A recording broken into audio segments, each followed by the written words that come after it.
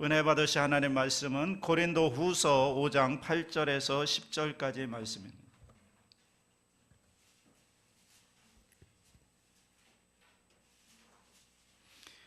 신약성경 290페이지 고린도 후서 5장 8절에서 10절까지의 말씀 다 같이 봉독합니다.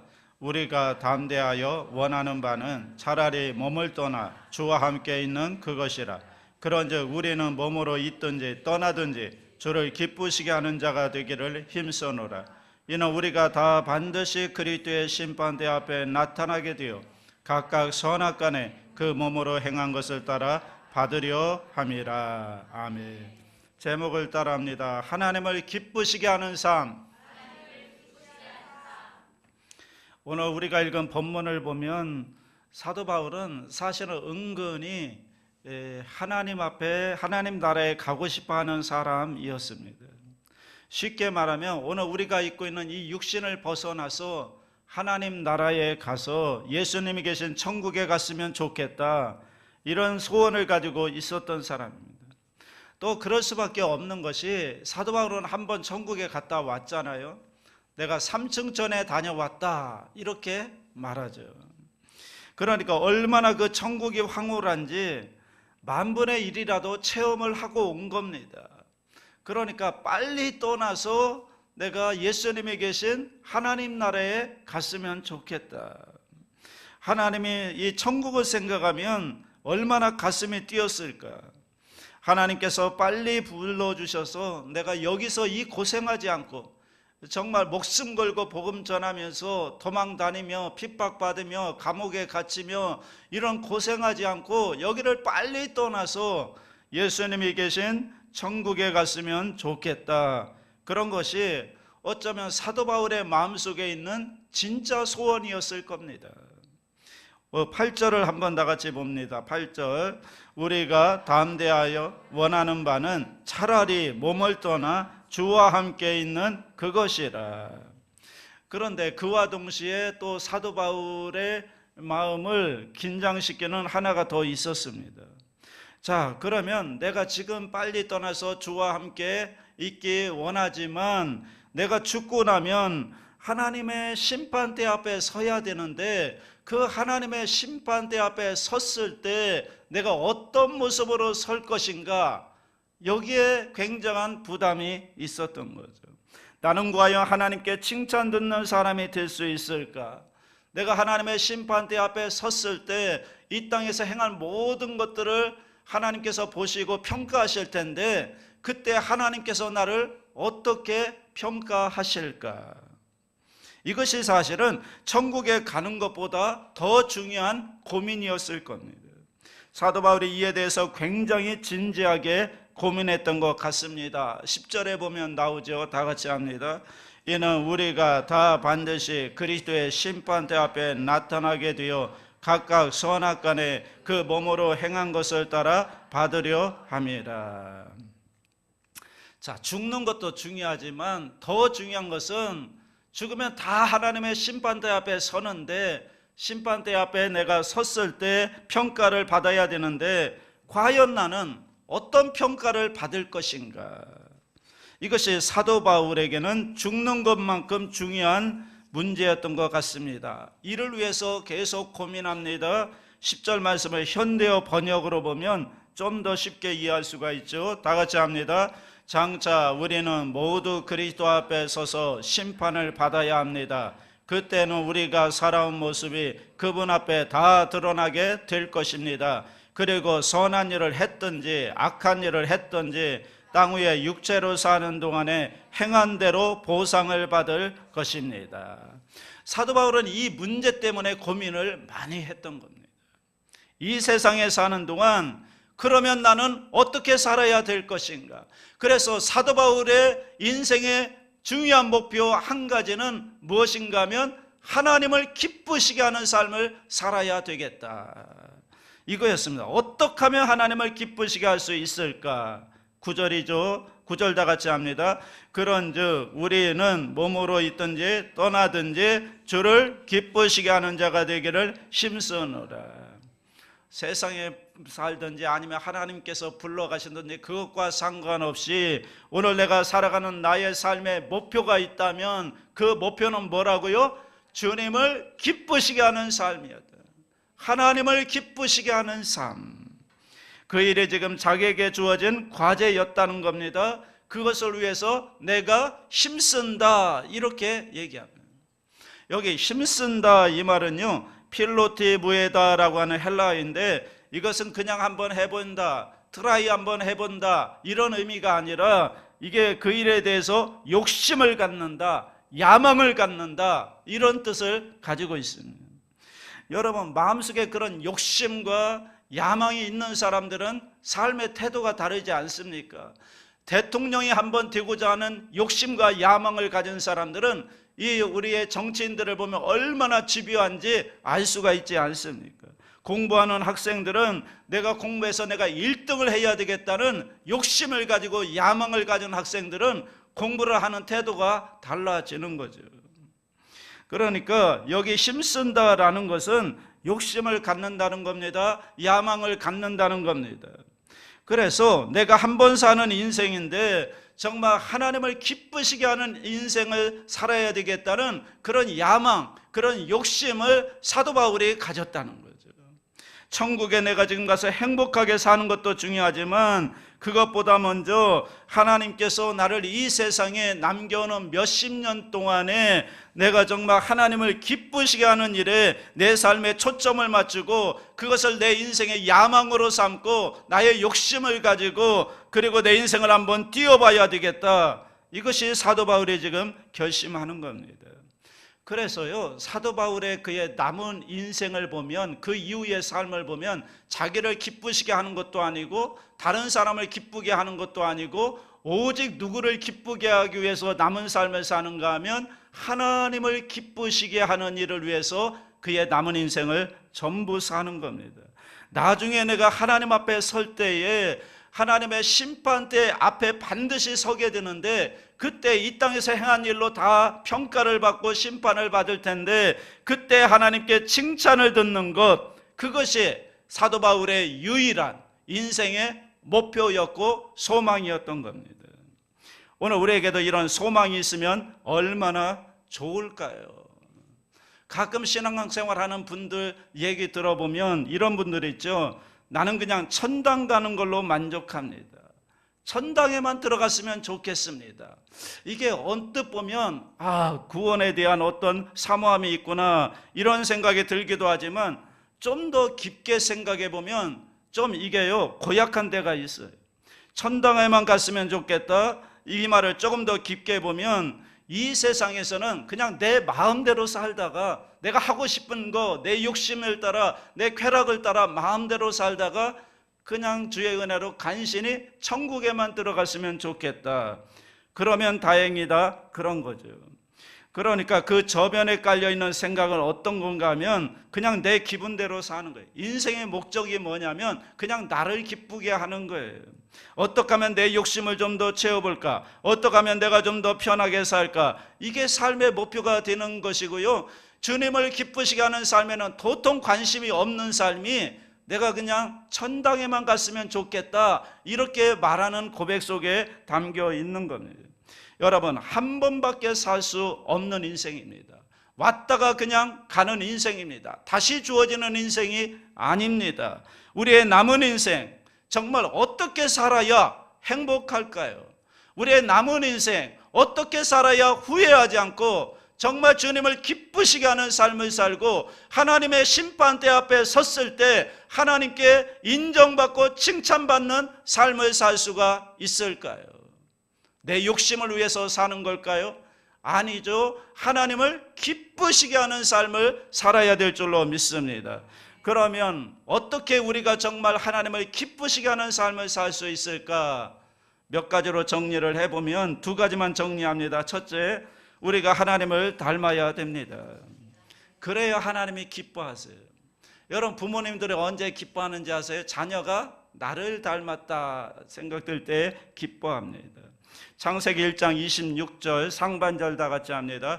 하나님이 이르시되 우리의 형상을 따라 우리의 모양대로 우리가 사람을 만들고, 하나님의 형상으로 만드죠. 이 세상의 모든 창조물 가운데 하나님의 형상과 모양을 닮은 것은, 그렇게 창조된 것은 인간밖에 없습니다. 그렇기 때문에 인간은 존엄한 존재이고 귀한 존재입니다. 왜냐하면 하나님의 형상을 닮은 모습으로 창조되었기 때문에. 자, 그런데 문제는 죄로 인해서 그 형상을 잃어버렸어요. 그 형상이 파괴되었어요. 그러니까 원래는 우리가 누구를 닮아야 되는 거예요? 하나님의 형상을 닮도록 지어졌는데, 그리고 죄짓고 타락함으로 말미암아 하나님의 형상을 잃어버리고 누구를 닮은 거예요? 마귀를 닮은 존재가 됩니다. 그러니까 어떤 일이 일어납니까? 그 다음 창세기 4장부터 보면 기가 막힌 일들이 일어나죠. 들판에서 형제가 일하다가 열받았다고 돌로 동생을 쳐 죽여요. 그러면서 내가 동생을 지키는 자이까 이렇게 되들어요. 눈 하나 깜짝하지 않고 죄 짓는 모습, 혼자 죄 짓지 않습니다. 나중에는 사람들이 모여가지고 하나님을 대적하기 위해 바벨탑을 쌓지 않습니까? 그러니까 그 이후의 인간의 모습을 보면 하나님의 형상을 닮은 모습은 볼 수가 없고 전부 다 마귀에 닮은 모습만 보이고 있다는 거죠. 하나님이 이것 때문에 얼마나 슬퍼하셨는지 모릅니다. 그렇게 1000년, 2000년이 지나온 거예요. 그러다가 때가 되면 하나님께서 우리를 긍휼히 여기서 독생자 예수 그리스도를 보내주시고 십자가에 못 박으시고 우리의 죄와 허물을 예수님께 담당케 하셔서 저주를 받게 하여 주셔서 예수님의 십자가의 죽으심으로 우리에게 구원의 길을 열어주신 것입니다. 그러면서 어떻게 해요? 우리에게 이제 하나님의 형상으로 회복될 수 있는 그 기회, 그 은혜를 우리에게 주신 것입니다. 그래서 그 다음부터는 우리가 뭐 해야 됩니까? 그 전까지는 우리가 하나님의 형상을 회복할 수 없었지만 예수 그리스도의 십자가의 은혜 안에서 우리는 이제 하나님의 형상을 회복할 수 있는 존재로 바뀌어진 줄로 믿습니다. 그렇기 때문에 우리가 예수 믿은 이후에는 우리 가운데 누가 나타나야 되는가 하면 하나님의 형상이 나타나야 되는 거예요. 이 일을 위해서 하나님께서 우리에게 주신 선물이 있죠. 그 선물이 바로 보혜사 성령님이시죠. 성령님이 우리 안에 거하시는 겁니다. 여러분, 그리스도의 영이 없으면 그리스도의 사람이 아닌 거죠. 그리스도의 성령이 우리 가운데, 그리스도를 영접하는 순간 성령이 우리 가운데 임하고요, 성령이 내주하고요, 영원토록 우리를 떠나지 않는 겁니다. 성령께서 내주하시면서 하시는 일이 무엇인가 하면 우리로 하여금 하나님을 닮은 사람으로 만들어 가도록 우리를 권면하시는 겁니다. 강권하시는 겁니다. 그래서 성령을 마음속에 모시고 성령 충만한 삶을 살면 어떤 모습이 나타나는가? 예수님의 모습이 잠깐만이라도 우리의 모습 속에서 나타나게 되는 거죠. 우리의 성격이 바뀝니다. 우리의 여러 품성까지 바뀝니다. 우리의 기질도 바뀌고요, 우리의 나쁜 습관도 바뀌게 되고요, 죄된 습관도 끊어버리게 되고요, 이제는 주님을 닮은 모습으로 점점 닮아가게 되는 것입니다. 그 일이 성령님이 우리 가운데 하시는 일인 줄 믿습니다. 성령께서 우리 가운데 역사하실 때 우리 가운데 나타나는 결과를 사도 바울은 열매라는 표현을 쓰고 있습니다. 갈라디아서 5장 22절, 23절 다 같이 합니다. 오직 성령의 열매는 사랑과 실학과 화평과 오래 참음과 자비와 양성과 충성과 온유와 절제니 이 같은 것을 금지할 법이 없느니라. 9가지 열매인데요, 이 9가지 열매가 다 복수가 아니라 단수예요. 하나의 지향점을 가지고 있습니다. 그러니까 성령의 열매를 맺으면 뭐 이렇게 되고 저렇게 되고 이런 열매가 나타나고 저런 열매가 나타나고 그런 것이 아니라 그 열매는 한 인격을 지향하는 건데 그 인격이 누구인가 하면 예수 그리스도의 인격이라는 거죠. 그러니까 성령님께서 우리 가운데 오셔서 이루시는 건 뭐냐면 우리가 사랑하지 못했는데 사랑하게 하고, 용서하지 못했는데 용서하게 하고, 그리고 참지 못했는데 참게 하시고, 절제하지 못했는데 절제하게 하시는데, 그 모습을 하나로 쫙 모아보면 누구의 모습인가 하면 예수 그리스도의 모습이고 예수 그리스도의 인격이 나타나게 되는 거죠. 바꿔 이야기하면 하나님의 형상이 회복되는 것입니다. 그러므로 오늘 우리가 성령 충만하다고 하는 것은 내가 얼마나 성령이 충만한가, 내가 얼마나 성령의 인도를 받고 있는가, 얼마나 성령님의 함께 하시는가, 이것은 나에게 있는 어떤 은사가 얼마나 나타나느냐, 이게 아니라는 거예요. 뭐 방언을 말하고 뭐 신비한 은사, 이것도 중요하지만 성경에서 얘기하는 열매는 무엇인가 하면 인격의 열매라. 누구의 인격? 예수님의 인격의 열매가 나타나야 되는 거죠. 사랑하지 못했던 사람이 사랑하는 겁니다. 절제하지 못했던 사람이 절제하게 되는 겁니다. 예수님의 인격이 나타나야 되죠. 자, 그렇다면 오늘 우리가 스스로 향해서 물어봐야 됩니다. 나는 과연 예수 믿은 후에 내가 얼마나 바뀌었는가? 나의 모습은 얼마나 예수님을 닮은 모습으로 바뀌어졌는가 보아야 되는 거죠. 좀 어렵습니까? 막연합니까? 그렇다면 작년보다 오늘이 나의 모습이 얼마나 예수님을 닮아가는가, 내 인격이 얼마나 예수님을 닮아가는가, 나에게서 예수의 향기가 나타나는가, 이것이 여러분 성령 충만이라는 것입니다. 그래서 우리는 어떻게 해야 돼요? 우리의 삶을 성령님이 우리를 주장하시도록 날마다 우리의 마음자리를 성령님께 내어드려야 되는 겁니다.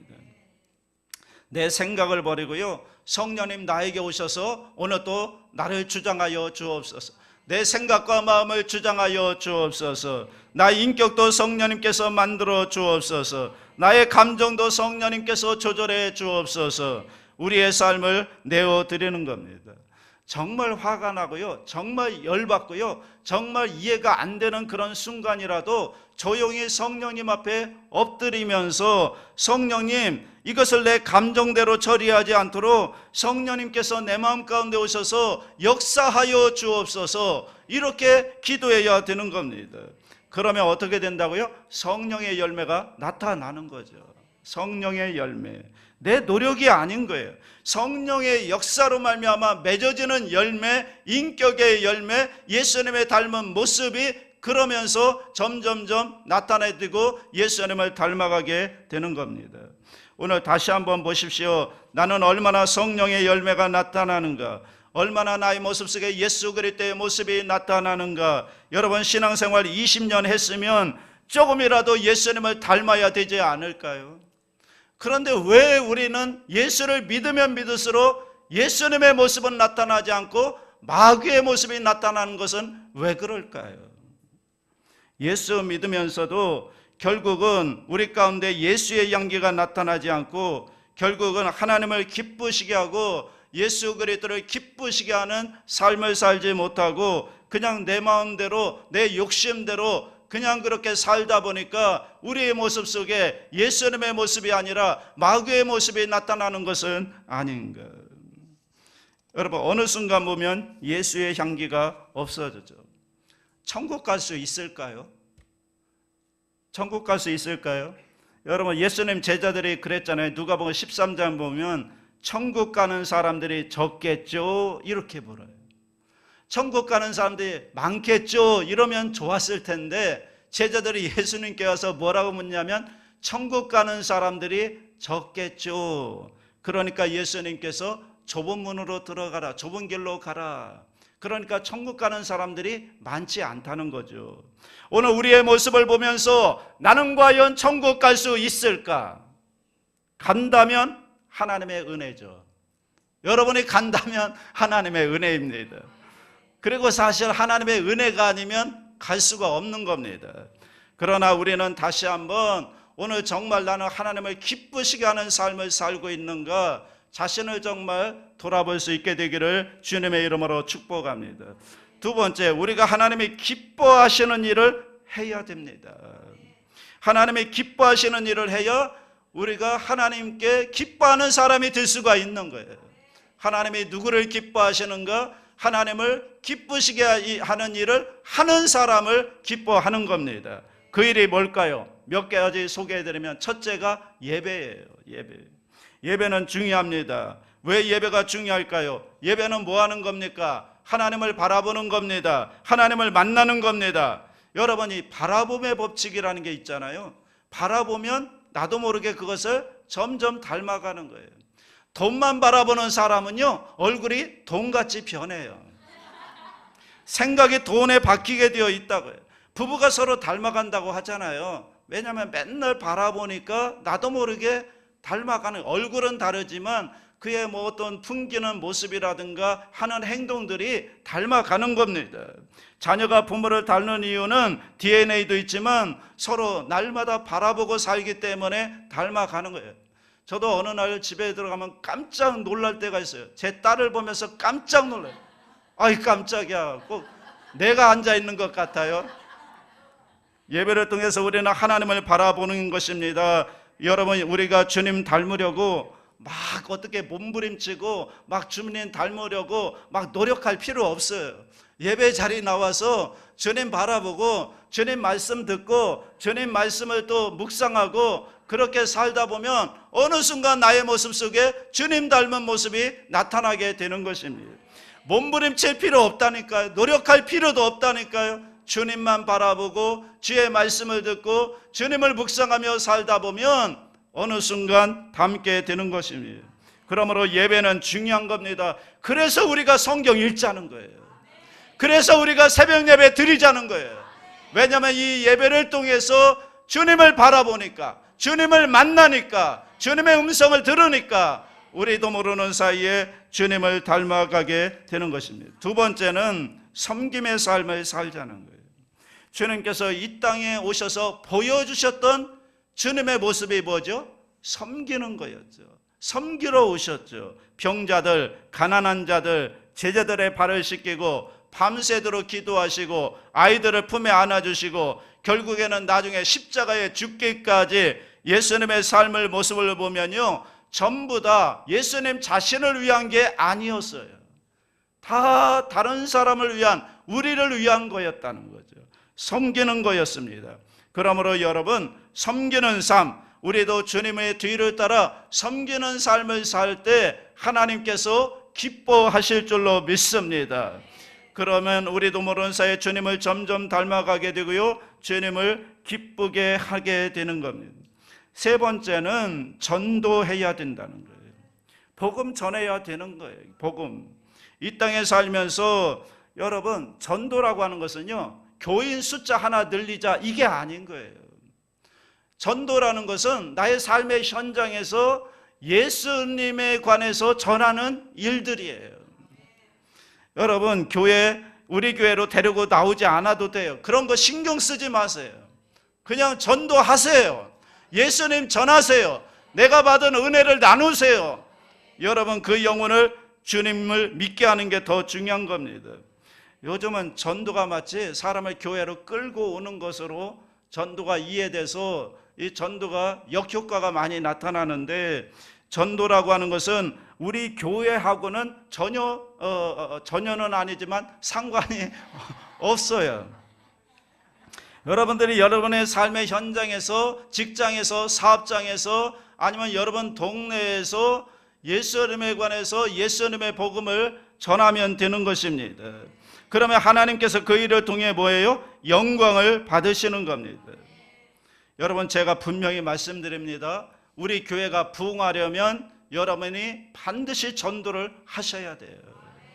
그런데 그 전도는 꼭 우리 교회에 데리고 나오는 게 아니라 우리 교회 안 데리고 오더라도 여러분 전도를 하셔야 됩니다. 여러분의 집이 멀어서 여러분 동네에서 전도해서 그 사람이 예수 믿고 교회에 나와서 그 동네에 출석하게 되면요, 하나님께서 보시고요, 계산하세요. 하나님의 계산은 정확해요.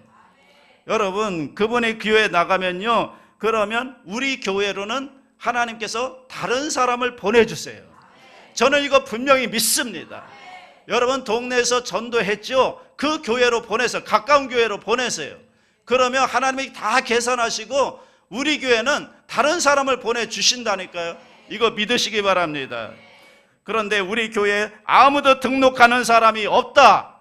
그러면 간단한 거예요. 여러분이 전도하지 않은 거예요.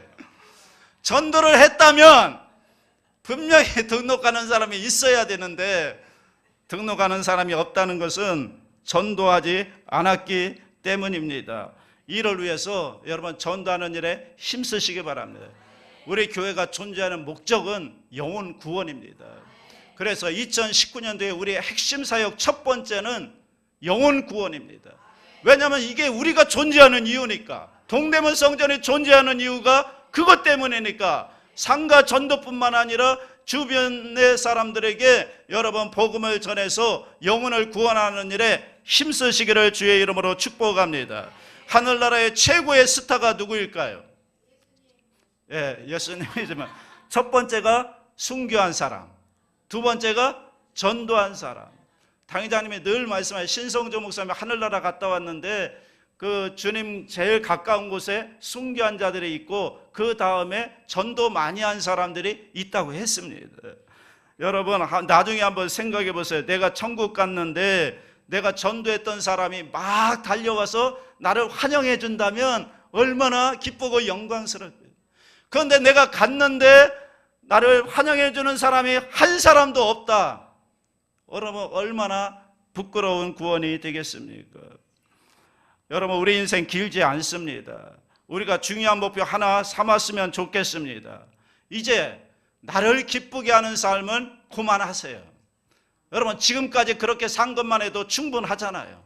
지금까지 여러분을 기쁘시게 위해 살아왔잖아요. 이제 그만하시고요. 이제는 누구를 기쁘시게? 나의 남은 인생은 주님을 기쁘시게 하는 삶을 살겠다. 우리 사도 바울의 고백처럼 주님을 기쁘시게 하는 삶이 내 인생의 유일한 목표가 되어서 그렇게 살아야 되겠다. 이런 결심하는 은혜가 있기를 주님의 이름으로 축복합니다. 그러면요 우리 삶이 분명히 달라질 거예요. 하나님의 은혜가 거기에 분명히 임할 거예요. 하나님의 축복이 기적이 여러분 삶 가운데 분명히 나타날 거예요. 내 인생의 목표를 하나님을 기쁘시게 하는 삶의 목표를 두고 달려간다면 우리의 삶 가운데 오병이의 기적 같은 역사들이 왜 일어나지 말란 법이 어디 있겠습니까? 여러분이 정말 하나님을 기쁘시게 하는 삶을 살겠다, 그런 삶을 살면요 인생 끝난 거예요. 하나님이 모든 거 책임져 주시는 겁니다. 오늘 우리가 하나님을 기쁘시게 하는 삶을 살면 얼마나 좋을까. 이제 얼마 남지 않았잖아요. 우리 인생. 여러분 살아온 인생보다 앞으로 살아가야 될 인생이 많은 분도 있고 그렇지 않은 분도 있는 것 같은데 이제 얼마 남지 않았습니다. 훅 지나갑니다. 정말 남은 인생 주님께 초점을 맞추고 주님을 기쁘시게 하는 삶을 살면 여러분의 인생 천국의 하나님의 심판대 앞에 다 서게 되는데 그때 하나님께 칭찬을 듣는 저와 여러분 될 수 있기를 주님의 이름으로 축복합니다.